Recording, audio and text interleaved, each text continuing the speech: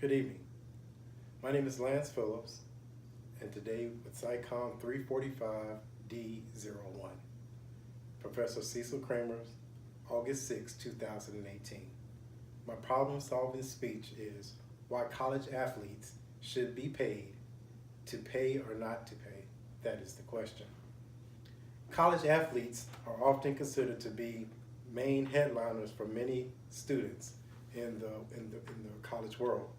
Most of them, they're writing full scholarships to cover the cost of school. However, a scholarship athlete can't work to earn extra income during the semester that he is in sports. Under the NCAA contract prohibits a student to partake in top part-time jobs or internships during the time that they are in collegiate activities. Plus, there are prime positions to make a reputation for themselves while they're in the sporting with the big leagues or big leagues watching them. So they are have their eye on them as they're participating in their sports. That's why student athletes we believe that they should be paid because they're using their God-given talents to proceed in an athletic way to enhance their betterness in this world.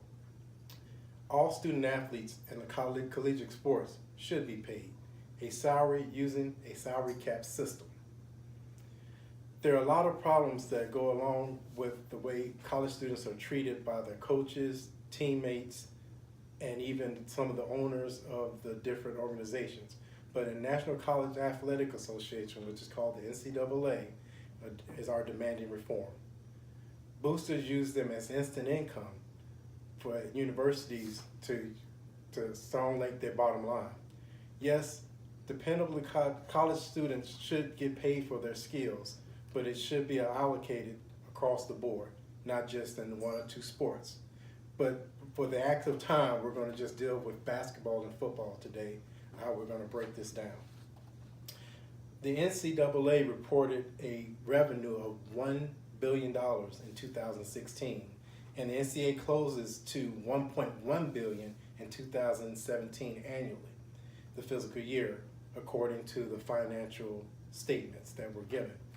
In the first time, the association has surpassed $1 billion in an annual revenue, although it has come close to its past 3 fiscal years. A little more than half of the growth of 2016 comes from the increased revenue of TV and marketing fees, which estimated around $821 million for championship events and investment income. The remainder, more than $26 million, came from the NCAA sales of interest and enterprise, marketing, caps, t-shirts, jerseys, and things of that nature that has the person's name on the back of the college jersey. But the college student never sees any revenue or income from those sales. While there's no secret that a lot of money is being made from college, the money is not even being close evenly distributed across the board. There are 231 NCAA schools that have data available generating close to $9.15 billion in revenue in 2015 fiscal year. While there are 24 schools that are making over $100 million, and some of them that make much less, depending on the division and what area of the country that the school is in. Ultimately, the biggest obstacle for paying athletes is the school that are going to pay some athletes will have to pay all the athletes, not just basketball and football, which comes to an enormous amount.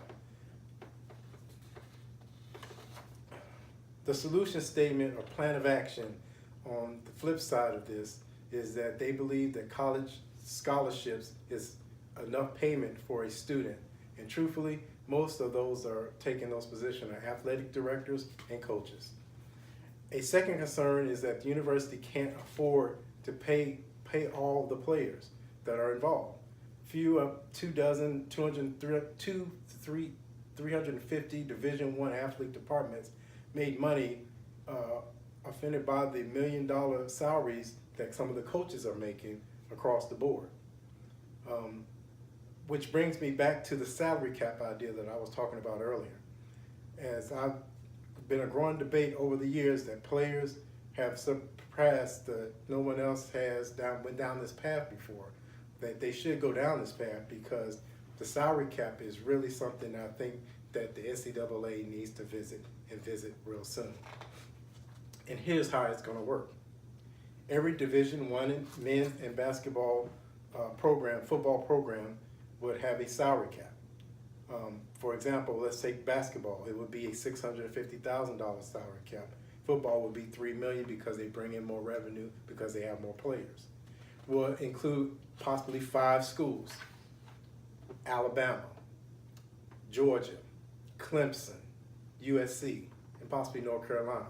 We'll take those 5 power schools and combine the 3.65 million that would possibly be made, close to 7 million that some of the coaches will be making, and we would just combine that money in to give them a minimal salary of $25,000 per 4 years that they're in school. Now you're going to have them saying the debate that some bigger schools are going to make more money than some of the smaller schools, but it is up to the athlete to be able to decide where they're going to get most of their playing time. So when they do that, they will be able to say, I want to go to the University of Florida, I want to go to this university, not based on the salary, but because I want to be there because I want to enhance my education and better furlong my appearance as far as what I want to do after athletics. For most college athletes, such organizations already exist as a college pros association, just like the NFL has the NFL Player Association. It's called the NCPA. And it's activated with this powerhouse school. We would have agents that would actually monitor those funds like agents as advisors in school. And let's say they have the $25,000, they would be able to tell that young person, here's the $25,000, this is how you should invest it. This is what I think would be most worthwhile for you in future endeavors to get you on a good standing. Once you finish school, you already have your network in marketing, in money, to where you're making money from what you're doing in the 4 years of college.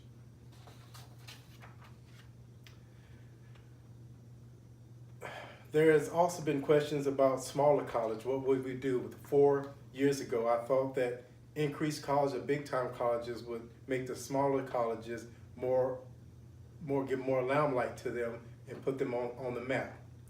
But as experienced, and I've seen that some of the bigger colleges keep getting bigger and the smaller colleges are getting smaller, and some are even closing. But I've proven myself wrong that the cost of schooling has really been going up each and every time. So with these revenues of these TV contracts, it advised that you would just put everything on the forefront and put everything ahead. Now, the best guess that I say, if we're using this salary cap idea, or using a 5-5 school system or university system, don't think that it would be the best outcome, but it would outweigh the net worth that are used by some of the boosters and some of the bigger colleges now to offset some of the players that are actually getting funding now, and right on the borderline of what the rules of the NCAA are saying. As a part of a compensation plan, including the salary cap, what I just mentioned, college athletes deserve financial recognition for merchandise profits that they generated, as well as opportunity to pursue their own financial gain. As a student athlete, they would work hard on the field to bring entertainment to the fan and wins for their school. It is only fair that the reward for their efforts, or at least some of their efforts, will be compensated in some way. If not equally, allowed it at the NCAA and college level, so that the student athlete, regardless of what sport, gets something in return for their hard work that they put in each and every day when they're on the campus. Thank you.